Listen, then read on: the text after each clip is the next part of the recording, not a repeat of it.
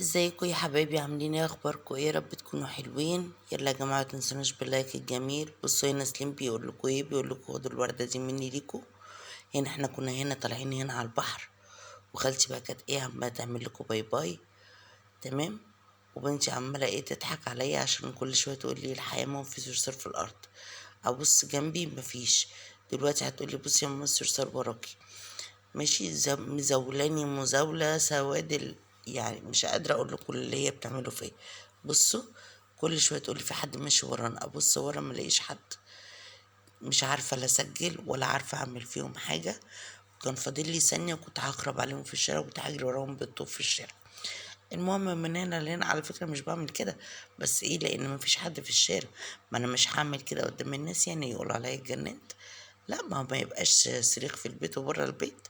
بصوا هنا خالتي عمالة تعمل لكم باي باي، تقول لكم حطوا لها لايك. ماشي. يلا يا جماعة اسمعوا كلامها كده وحطوا لايك. واحنا هنا ايه طالعين دلوقتي على البحر. طبعا احنا هنا بقى عمالة اقول لكم ايه، اقول لكم احنا داخلين بقى هنا في مكان هنا كله السكان هنا معظمهم عرب وبدو.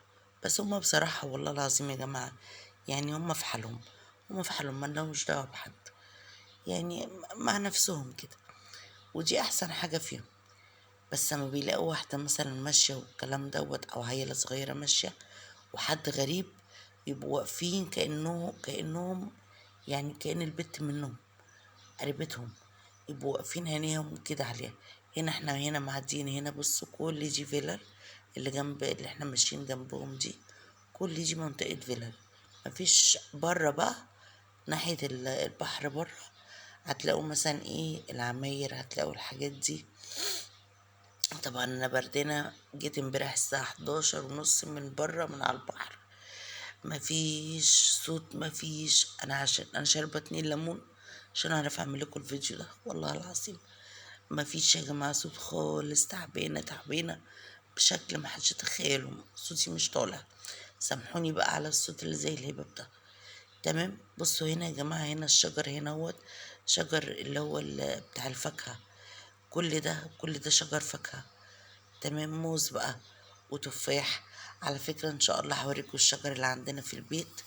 تمام، هيعجبكم جدا جدا. واوريكم بقى ايه، اوريكم بقى ست ليل.